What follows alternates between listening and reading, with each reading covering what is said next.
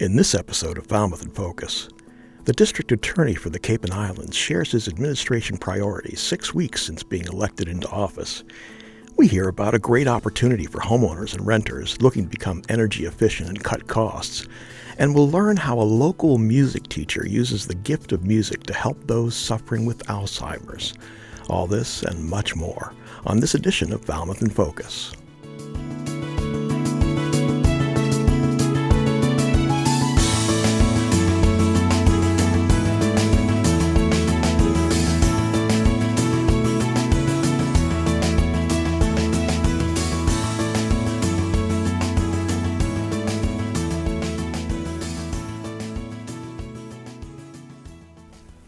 Hello and welcome to Falmouth in Focus, FCTV's current affairs program. I'm Michael Kasparian. Now to our first story of the day. He's only been in his new office for 6 weeks, and the new district attorney for the Cape and Islands, Robert Galabois, took the time to stop by our FCTV studios to update us on his administration's priorities, appointments, and the announcements of the Cape's first ever unsolved homicide case unit. So again, I'm very appreciative of this opportunity for me to come in and reconnect with the Falmouth community since I was sworn into office 6 weeks and 1 day ago. A couple of updates, as I promised over the course of the campaign. We did appoint a woman to be my first assistant district attorney. She is the top prosecutor, if you will, in my office.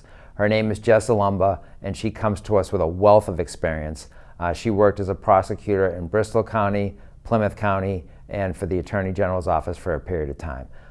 She brings instant credibility when she walks into the courtroom due to her considerable experience as being a trial lawyer, and she's a dogged worker. And the law enforcement partners that we work with truly appreciate her being in this particular role. We also, under Jess's leadership, have formed an unsolved homicide unit. Here on the Cape, like many counties, there are a number of unsolved homicides, and Jess has launched the first ever unsolved homicide unit in the history of the Cape and the Islands. We've also adopted what's called vertical prosecution. Vertical prosecution is when an assistant DA is assigned to a case at the outset when someone's arraigned, and they follow that case all the way through the pretrial stages and the trial and disposition stages. And the benefit to that is that you remain connected with the victim that might be involved in that particular case, and it's easier to work with our law enforcement partners as they know who is going to be assigned to this particular case. And I'd like to wrap up by saying this. Another program that we've launched is the Diversity, Equity, and Inclusion Committee. And that's something that is near and dear to my heart. We are in its infancy stages in launching this particular committee, but again, coming back to this beautiful community of Falmouth, the person that is leading this particular committee is Falmouth's own Angela Scott Price. I was very excited to be able to connect with her to go down this particular path and forming this committee, and I'm looking forward to working with her to grow it. So thank you. Thank you to District Attorney Galabois and Eileen Preston for that justice system update. Just a reminder to stay informed on the latest local, state, and federal COVID guidance with regular briefings by Falmouth's health agent Scott McGann on FCTV Government Channel 15, our Facebook page, and fctv.org. It's time now for FCTV's condensed version of the takeaways from recent municipal meetings. Selections are chosen based on community impact. This past Monday, the town planner and housing coordinator presented to the select board a preliminary plan to develop new affordable housing and create the town's first ever accessible community play space, all while preserving a community garden and a historical town museum. The two adjacent town-owned properties sit on 67 and 81 Davisville Road and are known as the Emerald House property site. We have this slide, which is sort of a zoomed out version. The next slide will zoom in a little bit and provide more detail. But as Kim mentioned, this 81 Davisville Road parcel does not carry Article 97 protection, and that's why we tried to locate the housing on that parcel. And meanwhile, 67 Davisville allows for public recreation. Again, that's the reason for moving the accessible play space onto that parcel, and also keeping the community gardens intact as well as the Emerald House property. So a zoomed in version, you can see those pieces to the puzzle, as we keep indicating, on the essentially the right side of, or the east side of the parcels. What you will see here, shaded in white, is it's a 200-foot riverfront boundary. And essentially, development isn't necessarily precluded from that area, but it is a more stringent process where an applicant would have to demonstrate that there's no other practical alternative to putting development there. So it's a restriction that we're trying to honor, and that's why all of the pieces are located on the eastern side of the properties versus being within that area. The board approved of the basic concept and agreed to allow the project to progress to the community input phase. To see the meetings in their entirety, check out Government Channel 15's program schedule at fctv.org. After a short break, we visit with a local group that has taken their quest for racial justice to the village green. Stay with us.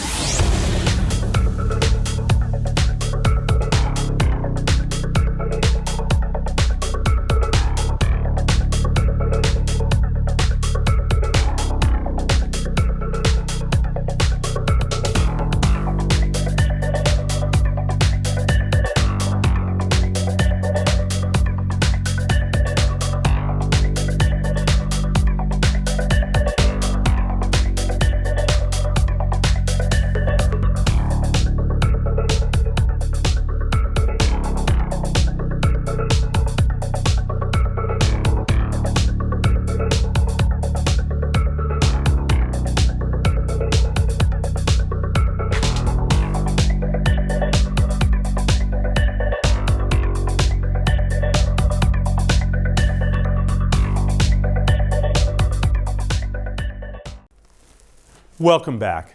Since November 2020, the local group Racial Justice Falmouth has held weekly vigils on the Falmouth Village Green. We spoke with one of the organizers of the Sunday vigils to learn more about their organization and find out how the weekly vigils came about. We started the Standout in November of 2020, so we've been doing it over 2 years now. It came about kind of in the aftermath of the murders of Ahmaud Arbery, Breonna Taylor, George Floyd, and countless others. So our group, Racial Justice Falmouth and No Place for Hate, got together and decided that we would do a weekly vigil here on the green. So we come every Sundays at noon, rain or shine or snow. I believe we canceled once for a hurricane because that was unsafe. But basically, we're committed to standing out here and show our support for Black lives. So we have signs that say Black Lives Matter and other things like that. And we're here in support of Black lives, honoring the lives of Black people who have been killed unjustly and just Black people who face discrimination, in their everyday lives. We often get a lot of positive beeps and thumbs up, and we appreciate that, but we also get a lot of negative comments. We've had people give us the thumbs down, people that have shouted "All Lives Matter," angrily towards us, usually to which we agree with them. We say, yes, we believe that all lives matter. That's why we're standing here. We believe that all lives include Black lives, and that's what we're focusing on. 9 minutes and 29 seconds of kneeling every week isn't that long compared to 24 hours of discrimination and microaggressions that people of color face every day. So it's kind of the least we can do. We're trying to commit ourselves to standing out here as long as we need to until we feel that Black people are treated better in our community and in our country. Thanks to Racial Justice Falmouth and Anthony Sedera for that coverage. Moving on to a great local program geared to provide you with some relief on your energy costs. Energy Cafe, through the Faith Community Environmental Network, aims to help homeowners and renters obtain a no-cost energy efficiency assessment and provide other energy-related services. Here are the members of FCEN at FCTV Studios discussing this great opportunity. Energy Cafe is an educational outreach program Through the faith communities on Cape Cod. We're considering this a pilot program. We're focused on communities, faith communities in Falmouth and Barnstable.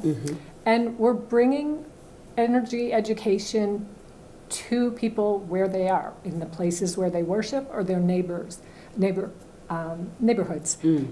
The program relies on energy ambassadors, volunteers from the faith community, to first of all get educated on energy, what is energy efficiency and what are the opportunities to reduce energy in your home, and ask them to sign up for a no-cost home energy assessment, which is the gateway to all the very generous services, weatherization services,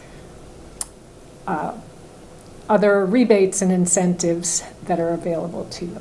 So this is one concrete way that people can address their economic woes, is by saying, let's get our home or our apartment, this is for renters as well as for homeowners, let's get the help and the resources that we need. So we also wanted to be able to be helpful to people and help them overcome any hurdles that they're saying, I don't know, that's too much work, I don't feel like giving them a call, I don't know how to do this. And we can say, well, within your faith community, you can have a trusted person that you already know to say, this works, this is not, nobody's trying to pull anything over on you. This is legitimate services that you deserve. You pay your electricity bill, you deserve these services. So let us work together and help you. It is available to everybody who pays an energy bill already. So anyone can call Cape Light Compact or National Grid if you are a gas customer. Anyone is eligible to get this. It's a little trickier for people who rent, because if they're in an apartment building, they might have to, anyone who rents has to get permission from their, or sign off from their landlord. But it all is possible, and by connecting with Cape Light Compact and or National Grid, you don't need us. You don't need us in order to do that. No. Within FCEN, we've got 40 different members. So after the grant, we will continue to take it forward as different faith communities want to. But what would be really wonderful as an outcome of this is that more faith communities join us, so that then we can help them, because we tend to just share best practices. So that's how it expands. There's nobody who will be in charge of the program after the grant. There'll be no more funded, kind of position for it. But if faith communities will join us, and joining us just means letting us know that you're interested in signing up and coming to our meetings once a month if you can. But then we can share all the tools and everything that Rosemary's creating. And we have members from Provincetown to Bourne and all up and down the Cape. To learn more, or if you're interested in joining the program, please contact Rosemary at copyrose.com. Next up, the Falmouth Service Center is also here to help local residents in need. The center provides several services, from food assistance to financial aid and other resources. In order to provide care, they rely on an army of enthusiastic volunteers. FCTV stopped by at their location on Gifford Street to see volunteers at work. Today we're doing food distribution, and that means that we deliver groceries to clients from 3:30 to 5:30 p.m. We also put out clothing for clients to choose what they might like or be able to use in their own family. So we're open for groceries Tuesday, Wednesday, Thursday, and Friday. And then in addition to food distribution days, we have volunteers who help manage the clothing room and get things sorted and hung up. We have volunteers that help with data entry, with bill paying. Our Wednesday nights have been getting larger and larger every week. I believe our record was 2 weeks ago with 173 households served. Last week was a little bit less, about 165, but it's not uncommon for us to have about 10 new people every distribution day. So the population is growing. My official title is client check-in, and I have the best position because I get to meet all our clients who are so nice. Well, you do greet everybody, and then you receive their order, and you let them know if we have anything extra, like extra bread or whatever. And just let them, build the awareness that we may have a holiday program in progress or our back to school program, things like that. When I first started 7 years ago, I distributed the groceries, when we were inside the building. The volunteers here are just so nice. And it's a community within a community. As I said, the volunteers are exceptionally kind and funny and aware of where people are coming from. And then there's our clients, and who are also kind and just wonderful. So we are able to provide groceries to anybody who needs it. It doesn't matter where you live. It doesn't matter whether you're living by yourself or if you have a large family, or what your income or legal status is here. Anyone who arrives for food, we try to make sure you leave with food. I work the frozen food area and the vegetables. I'm like the last stop before they go out the door. I think foremost, the people that I work with here are really super, really great people that I've known for a while, get along great. In the beginning, we had the customer or the client would come into us and they'd choose from one of the A, B, or C. But when COVID kicked in, that changed everything. So now we're to where we are now, which is working. I mean, obviously, we're quite busy, but it has definitely evolved over the years. I look forward to my Wednesdays. I schedule my Wednesdays around this. This place runs on volunteer energy. We are a very small staff here, and the volunteers bring an amazing amount of knowledge and commitment to this organization on a daily basis. It's truly awe-inspiring how much they give to us and to help their community. We will bring you more about the Falmouth Service Center in future episodes. Thanks to Seth Harrington for that piece. After the break, we'll stop by Falmouth Public Schools to learn how you can help participate in judging this year's upcoming STEAM Science Fair.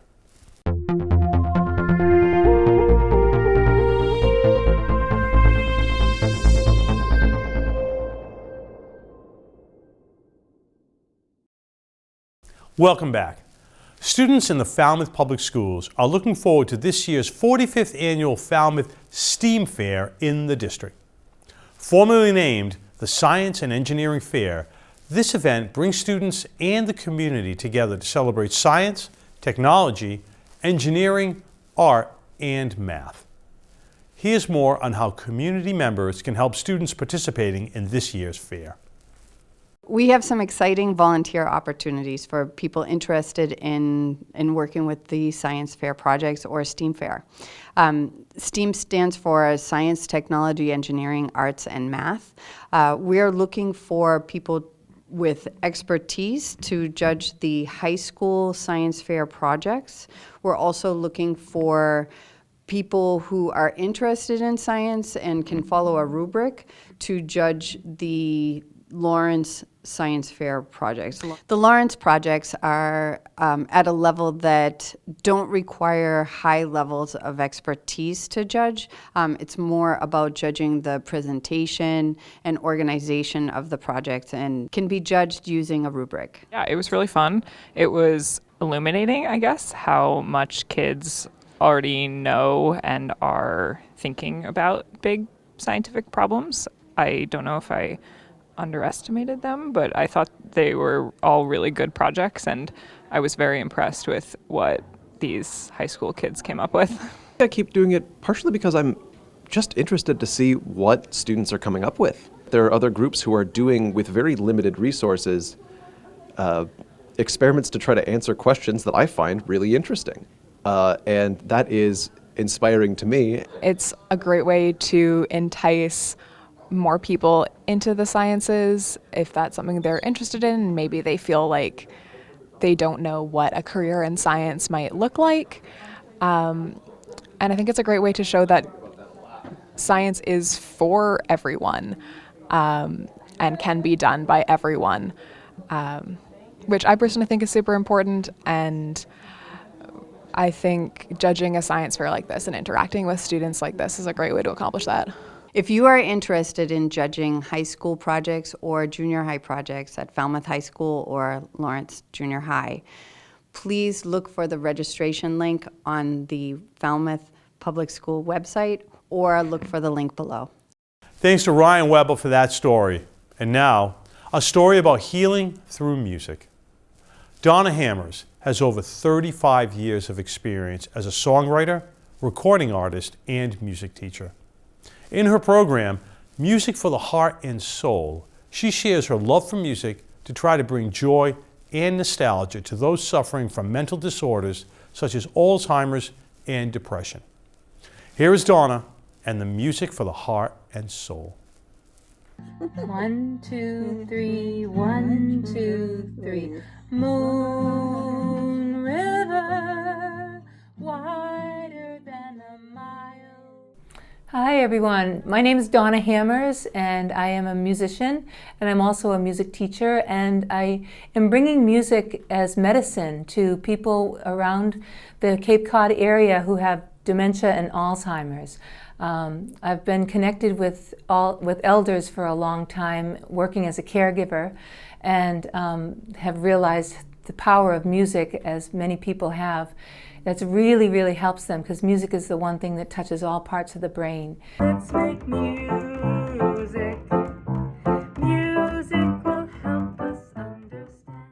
It's just so beautiful to see these people who have lost a lot of their facilities and finally start singing along and clapping and smiling and even dancing. It really touches them when they hear these old songs again, and brings them back to that time and helps them to move and be happy, feel joy. Tap, tap, tap. Tap, tap, tap. Tap, tap. Well, I've always been connected to elders. My mother used to send me down the street to the neighbors to bring the magazines to the old ladies, and everywhere I live I always connect with the old people on the street, and I just get so much wisdom from them. I didn't know my grandparents, and then of course, you know, music is just such a big part of my life, so it's just a natural thing to share it with them. And I can see the difference. I can see that I can reach them, and it's really profound, and it's very important. And they've done studies now that there's no pill that any doctor could give someone with Alzheimer's and dementia that does what music does. And so to see that firsthand is just really wonderful. Singing Bob, singing joy to the world, all the boys and girls. I love elders. They're so full of wisdom, and it's hard to see the dementia and the Alzheimer's, but to see them start moving again and singing and playing their instruments again and connecting and even verbalizing. I can see some people are nonverbal, and then with the music, all of a sudden they start to talk again and start to lighten up and tell stories again, and it's just stimulating. It's so beautiful to see. Moon River and me. 1, 2, 3, stop. I love that song. I love Will You Be My Huckleberry Friend? Will you be my huckleberry friend? Jenny? You're my huckleberry friend. To learn more about Donna, please visit her website, donnahammers.com. And now, FCTV wants to remind you that television can be as easy as hitting record on your smartphone. We'd like to invite all Falmouth residents and visitors to share their slice of life with us. Email us your photos and videos, or upload them to Facebook, Twitter, or Instagram using the hashtag MyFalmouth or Falmouth in Focus to be featured on the show. Thank you to our most recent contributors. We leave you now with the sights and sounds of recent animations from our vacation animation camp. Thank you for watching Falmouth in Focus. We'll see you next time. Cat meow, flushing the toilet. Cat meow, flushing the toilet. Cat meow, flushing the toilet. Oh no! Cat meow, flushing the toilet. Cat meow, flushing the toilet. Cat meow, flushing the toilet. Oh no! Cat meow, flushing the toilet. Take that! Take that! Ah! Ah! We took out all the battleships and destroyers and their cruisers. That's great. Go back out. Ah! Ah! What?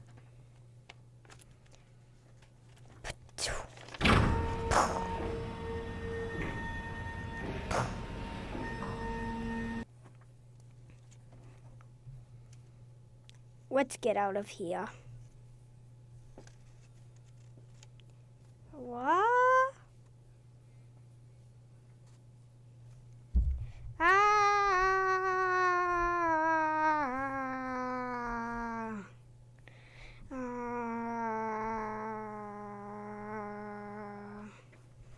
Take that.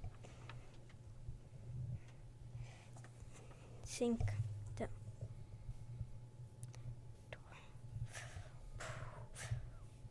Miss.